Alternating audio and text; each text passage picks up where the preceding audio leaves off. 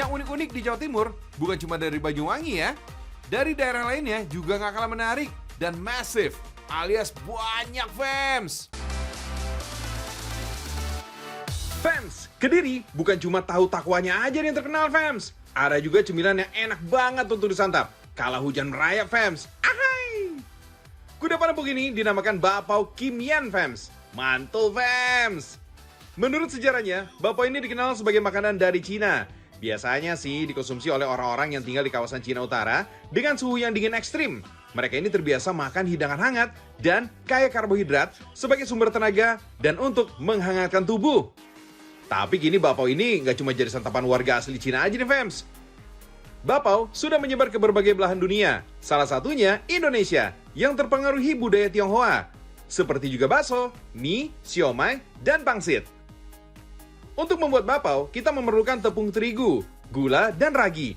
Tapi, ragi yang digunakan ini adalah ragi alami yang berasal dari hasil fermentasi tepung ya fams.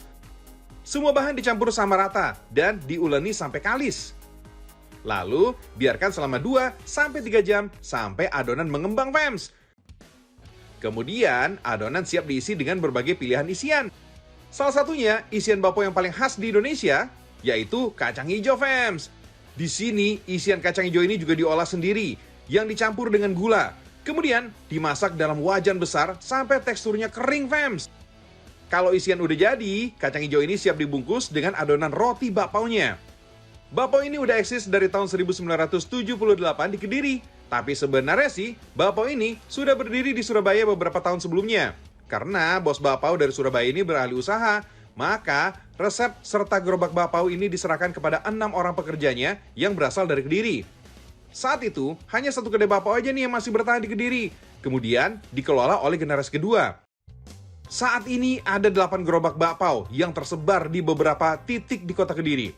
Pare, Kabupaten Kediri, dan Tulungagung. Para pekerja yang membuat bapau ini juga sekaligus yang menjajakan bapau dengan gerobaknya fams. Mulai dari pagi sampai siang hari. Mereka membuat bapau saat sore hari. Mereka baru keluar berjualan bapau dengan gerobak masing-masing fams. Nah, dalam satu hari, mereka ini bisa memproduksi 1.000 sampai 2.000-an lebih bapau fams. Varian rasa lainnya juga ada kok. Selain kacang hijau, ada kacang tanah, coklat, dan daging ayam. Tenang, dijamin aman dan halal pokoknya. Soalnya, kuliner Tionghoa ini memang awalnya berisi isian daging babi. Karena di Indonesia ini mayoritas masyarakatnya beragama Islam, bapau isian daging ini disesuaikan dan diganti dengan daging ayam. Bapau tinggal dikukus deh. Sekali kukus, bisa mencukupi untuk 18-20-an keranjang bapau. Masing-masing keranjang ini berisi sekitar 25 buah bapau fams. Kukus selama 25 menit ya fams.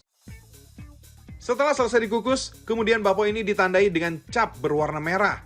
Selain merek, cap yang berbeda bentuk ini bisa menentukan isian bapau fams, biar nggak bingung saat menjualnya nanti. Hehehe. Wah, makan bapau ini paling nikmat disantap ketika masih hangat fams. Di Cina Utara, roti bapau ini seperti pengganti nasi fams. Di tengah suhunya yang dingin dan cenderung kering, gandum sebagai bahan utama tepung ini untuk membuat bapau lebih mudah ditanam daripada padi. Sehingga bapau atau makanan berbahan tepung menjadi karbohidrat utama fams.